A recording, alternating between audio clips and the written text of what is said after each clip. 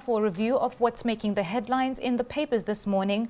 Let's bring in a RISE analyst, Dr. Constance Ikwoku. Good morning, Dr. Constance. Good morning, Yolanda. How are you? Fine, thank you. Good to see you this morning. Good to see you. How do you feel this morning? Great. I'm riding solo today. I know. I think Charles is not feeling very well. Yeah. Okay, well, we'll manage. To look at the papers with us today, we have Emmanuel Ezekiel. He is a columnist with Vanguard newspaper. Hello there and welcome to the program we begin with this day. In this day, Shettima, we're building a country for workers. El-Rufai, Tinubu's government worst in Nigeria's history. There's so much on this headline that captures all that's currently going on in the country. So we have here Kwankwaso, perpetrators of Plateau killings must be brought to book. Your days are numbered, IG Egbetoku to killers. We failed you, forgive us, Mutwang, governor of Plateau, begs community. Now let's go to the Vice President Kashim Shettima, who says that this government is building a nation where citizens can achieve their full potential. He said this while launching the Labor Employment and Empowerment Program.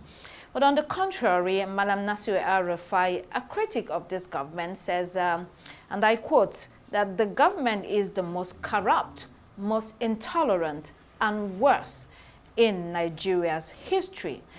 Very choice words right there coming from Malam Nasir El-Rufai. Not surprising, but Emmanuel, your response? Well, first of all, my take on the administration's effort in building the capacity of workers through the Labor Employment and Empowerment program, rather. Well, I think it's probably a well-thought-out program, but often the taste of the pudding is in the eating. And because, as I say, as one would look at the circumstances facing the nation, you would look at the welfare and the situation of workers today. How is it? I was driving here, and I saw workers piled on pickups going to work. So it doesn't help their productivity. And mark you, I would like to say, probably reveal it. The fact is that many workers in the civil service these days, they go to work just about 3 times in a week, just as an ad hoc arrangement made within amongst themselves because of the devaluation of their income. So workers, whatever the administration is saying, I don't think the policies of the administration have helped workers. Now, coming to Malam. Just before you go to the other topic, you know, when you talk about the workers, every day when we're coming to work in the morning, you see a lot of people trekking. A lot of people trekking. And even on the express. You know, because Abuja is built in such a way that it's not really a walking city when you want to move from district to district. And what I find is that I'm usually very careful because you can hit somebody on the express and people are doing it because of the cost of transport. You know, so while this, program, this particular program leaps, it's talking about the future of the country in terms of, or future of workers in terms of AI and other, things that are coming up. I think that currently, it's really not easy for a lot of people in the country. But go on, Emmanuel, just to expatiate on what you were saying. Okay, Malam Nasir El-Rufai is saying that this administration is the worst in the history of Nigeria. That is Malam Nasir El-Rufai speaking. And I may not necessarily agree with him, but I want to talk about the history of Malam Nasir El-Rufai. Just about a few years ago, you recall when he said that the APC lied severally about President Goodluck Jonathan, that it wasn't the business of, that they knew that Goodluck Jonathan was doing some good things, but it was deliberate on the part of the APC at that time in the opposition to lie about what Goodluck Jonathan was doing. So now one may be asking, is El-Rufai speaking the same thing about President Bola Tinubu? It's a rhetorical question. Because given his antecedents, one would not necessarily buy hook, line, and sinker, whatever he says. Yes, I may not agree with Sheyi Tinubu that his father's government is the best in the history of Nigeria. Neither will I hook, line, and sinker take what Malam Nasir El-Rufai is saying. Mark, you look at Malam, his antecedents in Kaduna State. He was governor of Kaduna State. So let's assess him. Was he the best governor there? Because anyone, people from Kaduna are telling you that the governor there is doing far better than what Nasir El-Rufai did, especially in the area of inclusivity, in the area even of delivery of democracy dividends. So Malam Nasir El-Rufai's assertions do not hold, cannot be a barometer for assessing anybody in government. Yeah, well, it's the same APC government, and like you said, it's his personal opinion. You know, they were all in the camp of the APC when President Muhammadu Buhari was president for 8 years, and a lot of people during that period will also say that it was a terrible time in the history of Nigeria, and you know, opinions differ. There's another story in this. They're moving on from politics to the economy. Here we have U.S. tariff hike to wipe out 2 trillion naira from Nigeria's agri-exports. What we know from this article is that members of the Manufacturing Association of Nigeria are into agro-processing exports, chemicals, pharmaceuticals, iron and steel. But those who are into processed agri-products such as cocoa derivatives, sesame seeds and ginger have penetrated the American market. They will be affected by these tariffs. And how is that so? Demands are expected to fall following increased costs for American buyers due to the tariff. So, I mean, a detailed example of how this tariff affects everyday people and their businesses, Emmanuel, really a period of uncertainty as everyone tries to adjust. Yes, the policy of President Trump in slapping a 14% tariff on imports from Nigeria, it's undoubtedly going to have an effect on the local economy. But I necessarily would not agree with the president of MAN that it's going to be devastating, because most of our exports, agri-exports, is in the raw form. It's just that we are now beginning to see processing of these exports. And the total exports, total Nigerian exports, agri-exports, is just about 4 trillion naira. So he's saying that half of that will be shelved, we'll lose about 2 trillion. So the issue isn't about the fact that we are not exporting a lot. He's saying within the framework of what we are exporting, half of it will be affected. That's his point. So he's saying 2 trillion may be lost out of the just over 4 trillion that we export. It's just a minimum fraction. It's just a fraction, a little fraction that is processed. Yes, I may sympathize with him that this may be a little setback, but my own point is that the administration, government should be more inward-looking. Government should begin we're exporting to the U.S., but is the government itself using locally made goods? Okay. Those are issues that I think they should champion more. Okay. Task the administration to use more of locally produced goods and services, and tourism too. Let's go to scam stories, to the Guardian newspaper. Here we have desperate Nigerians lose over 1.7 trillion naira to Ponzi schemes in 9 years. This article has nicely outlined warning signs for such con games by criminals. We have high returns with no risk, pressure to reinvest and recruit new investors, guaranteed return on investment, unknown owners, corporate officers, unregistered and unregulated businesses. Ponzi schemes are quite common in Nigeria, and they fleece people of their hard-earned income. And in this biting economy where people are looking for extra income, they're falling into this con game. I have been a victim. I don't know if any of you has been a victim. Yolanda, Charles. Oh, well, I've not been a victim of it, but I came very close when there was the MMM. And it was very surprising because there was so much pressure from so many people that I knew. Yeah. And they were like, oh, you know, you can trust this, you know, it looks credible. And what was really scary about these investment schemes is that they can be so convincing. to the point that it's easy to fall prey to such cons.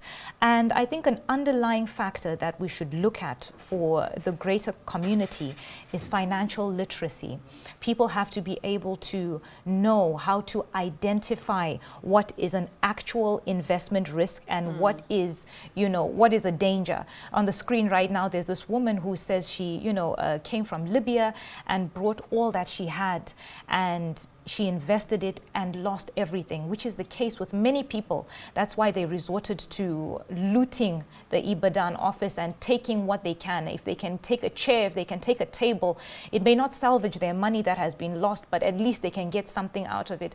So it's really sad. There's so many levels to this.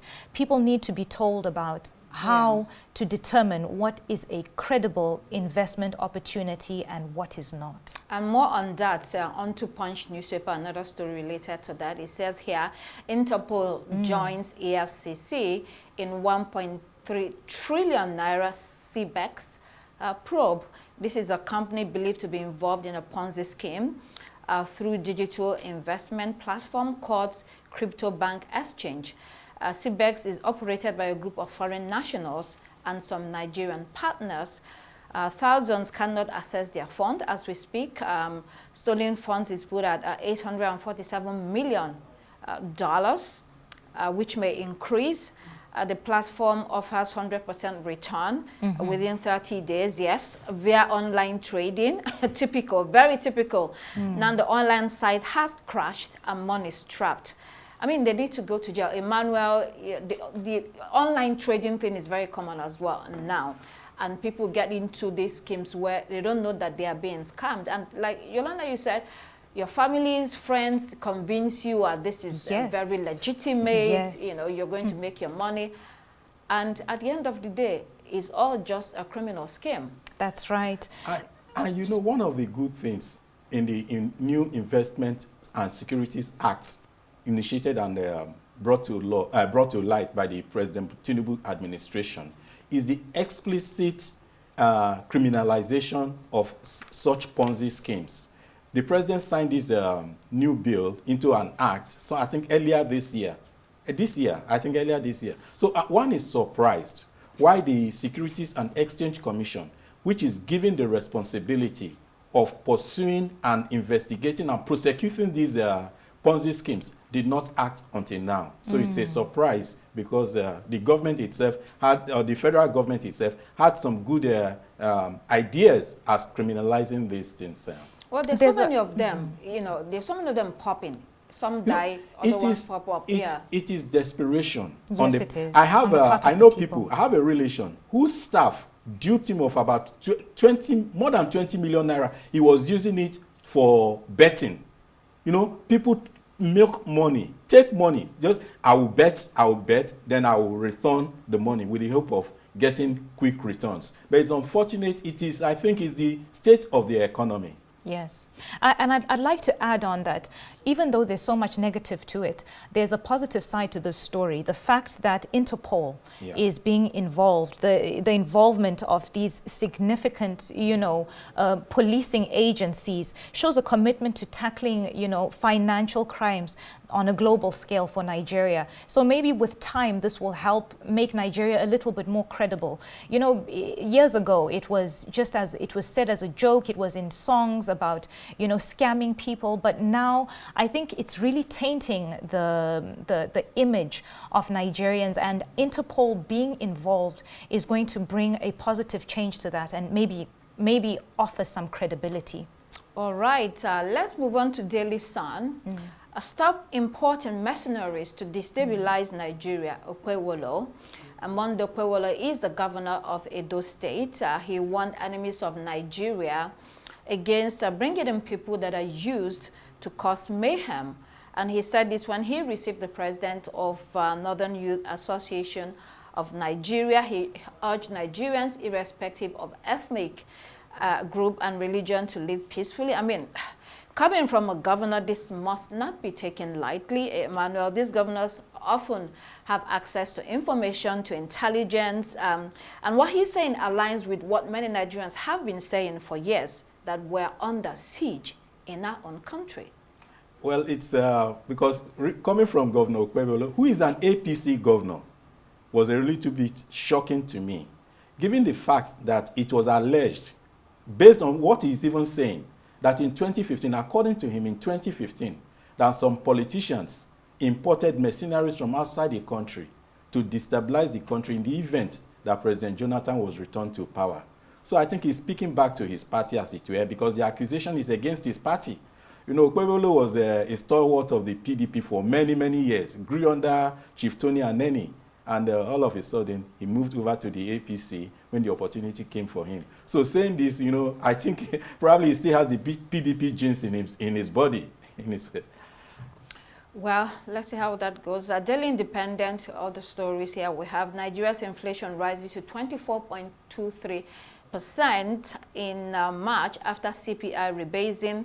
This is the first increase since the National Bureau of Statistics rebased the Consumer Price Index, and this increase is attributed to the rise in average prices of foodstuffs. So the cost of living not abating at all. It is no downward trend yet. And onto Leadership newspaper, we failed you. Governor Mutwang begs Plateau communities. Outrage and grief, you know, pouring out from Plateau. We had that report from our correspondent Ferdinand Duroha, the governor showing some remorse, you know, saying communities have to defend themselves. I don't know if you have anything to add here. Well, okay. No, Yolanda. Oh, okay. Yes, I do want to add that, you know, when we took the live into Plateau State this morning with Ferdinand, he was saying that there was some updates on what the governor had said, you know, concerning the situation that has been going on. If you remember, the governor visited the area yesterday, and there were some closed-door meetings that were held as well. And the situation is very bad, and action needs to be taken. I think we've been on this report for a few days now, and I think it is getting the attention that it deserves. But it's just the action that's lacking now. Yeah. Can I add to that? Yes, please. You see, the situation on the Plateau is quite interesting in the sense that the penultimate governor, Governor Jonah Jang, in his time, was seen as combative against non-indigens. He was followed by Simon Lalong, who was seen as being too open to the settlers, as it were, the Hausa Fulani.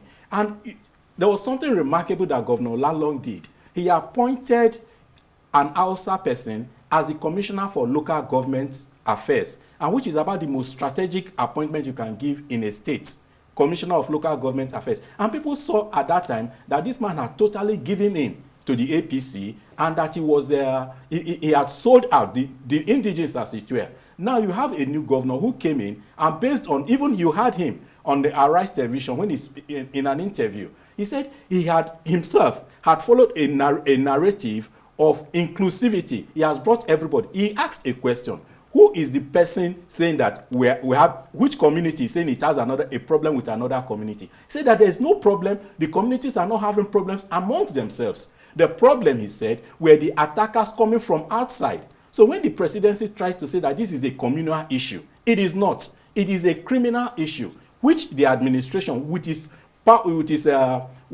capacity and equipment of coercion, should be able to address. It is a criminal issue.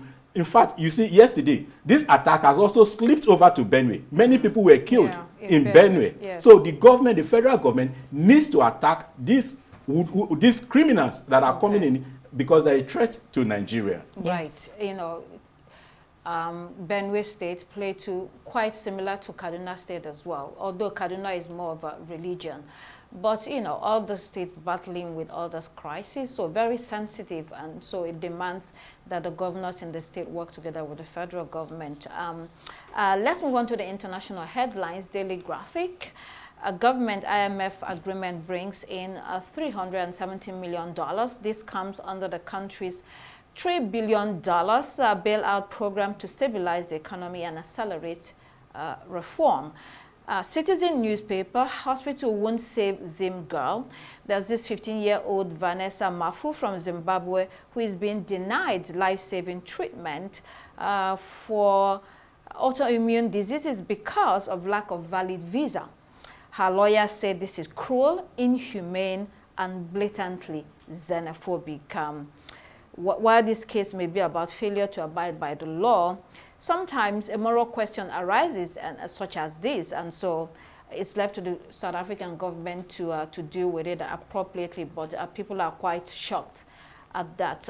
Onto the Guardian newspaper, largest teaching union describes Reform UK as far-right and racist. Nigel Farage, a Reform UK leader, is being labelled pound shop Donald Trump.